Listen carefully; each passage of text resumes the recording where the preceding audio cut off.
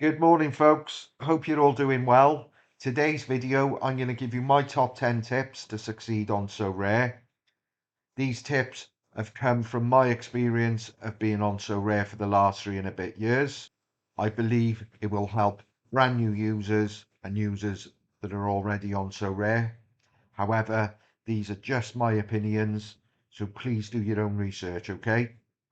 Just going to crack on. Number one, have a clear plan and strategy when setting out on your Sorare journey. My advice to anyone starting out today is to play with the free cards and the free leagues. It will enable you to gain knowledge on how the platform works, which will be vital in how you decide to play Sorare when you've invested funds into the platform. For example, it will give you sort of ideas on what leagues you're going to be targeting.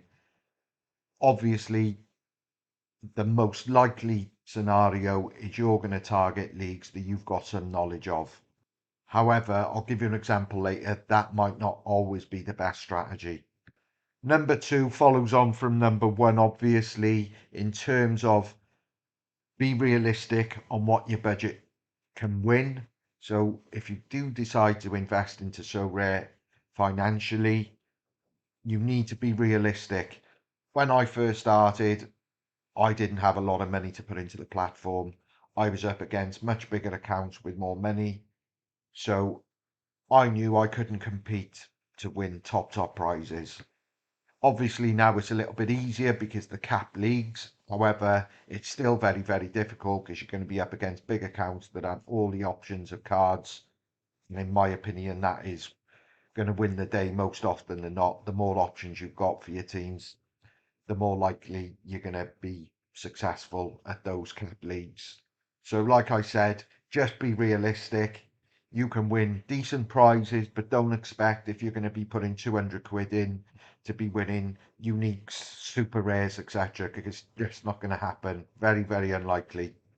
Now, number three, where I mentioned on number one, you might want to buy or play leagues that you've got your most knowledge on.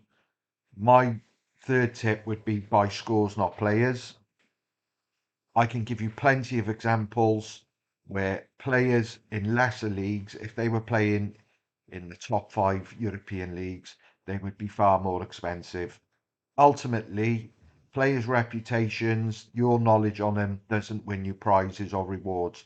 Their scores do. So look for players on Sorare data who've got a good history of scoring consistently well. The temptation, especially now with all the leagues, because there weren't these amount of leagues when I first started. The temptation is just to join Sorare and buy players that you automatically got a knowledge of and you know. Two issues I have with that. One is their price. If they're well known, they're likely to be more expensive. And secondly, you've got no knowledge on whether these players are suited to the scoring matrix on Sorare.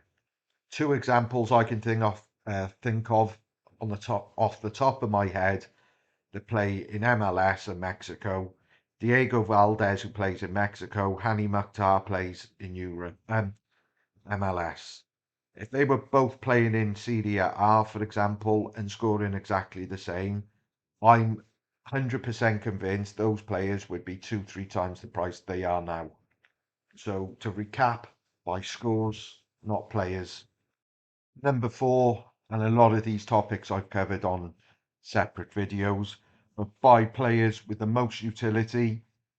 Obviously, this is going to depend on budget, but if you can afford to, try and buy players whose clubs are involved in European football and possible on top if they play for their international countries, because utility is key. There is nothing worse and frustrating when you come to a game week and it's international or European football and you can't put a team in. I find it drives me fucking mad, to be honest. If budget is an issue and you can't afford these types of players, then just a little tip, look at championship players. As we all know, the championship plays 46 games a season, by far the most in any league in the world. So the utility there is good. They're almost playing Saturday, midweek Saturday throughout the whole season. So, like I said, it's a good opportunity if you can't afford to buy teams or players whose teams are involved in European football. Number five, and this is one that I used to use quite a lot. Use social media for local journalists for each football club. Now, the reason I say this is, for example, The Athletic, the newspaper, they've got a journalist now assigned to most Premier League and Championship clubs. Why people are paying subscriptions to Patreons or whatever they're fucking called for team news, etc., is beyond me. Unless you're the manager's son or a relative, you've got no way of knowing. They're guessing. In my opinion, the best people who would have some knowledge is the local journalist, and that's why I would follow as many as you possibly can with the players you own, because, like I said, in my opinion, if there's going to be late injuries or a change of formation, etc., these journalists are more likely to know than anyone else. Also use websites, SofaScore, Sorare Data, obviously, FootMob, who all have predicted lineups, but my preference is local journalists every time. You can put that over to Serie A. It's not as easy to do because the Premier League is obviously the most watched, and the Athletic have got an individual journalist covering every team. But you can do it. Just Google it, do some research, and you will find them, trust me. An example of the one I use, I'm a big Leeds United fan, obviously. Phil Hay, when I was on Twitter, followed him like clockwork, and a lot of predictions he got bang on. So that's why I would use it. So that's had me thinking from the start, and that's when I started following journalists left, right, and centre. They're not always going to be right. No one is, because unless you know the manager personally, you never know what's going to happen. But it's a good source, in my opinion. Now, number six, especially to the new users, you've got to understand Sorare is a crypto platform first and foremost. In my opinion, bull runs and bear markets will have a massive impact on how the market is in terms of players' prices. Over the last 12 months, prices have deteriorated. Some might say it collapsed significantly. And although we've all possibly got reasons on why this has happened, demand, etc., I firmly believe the bear market has had a major impact on that as well, as it has on most crypto sites. While we're talking about money, number seven, you must have the final say. There's plenty of content creators like myself and others on YouTube. Take their advice, but ultimately it's your money, your investment. You've got to have the final decision. Don't let me or anyone else sway you. Just be comfortable with the decision that you end up with. Number eight, I've recently covered this in a separate video. Learn to spot opportunities and trends on Sorare. Examples of this: buying players off season and then selling them when the season starts or due to. Buy players that were out injured who are going to be coming back in the next few weeks. Because if you get it right, there is lots of money to be made using that format, system, whatever you want to call it. And the more time you're on the platform, as the years go by, you will understand what I'm saying. You will get to know certain things and how certain things work. And as we all know, history has a tendency to keep repeating itself. And I don't think Sorare is any different, in all honesty. Number nine, and this is preference, but in my opinion, the more time and effort you put into it, the more you'll get out of it. Because we were in lockdown when I first started Sorare, I can hand on heart say I spent about 18 hours a day for about 6 to 8 months researching almost every player that was on Sorare at the time. Obviously, that was down to a set of unique circumstances, not being able to go out, etc. So that's what I done. I'm not expecting anyone to be doing that sort of thing. Now the world's sort of back to normal.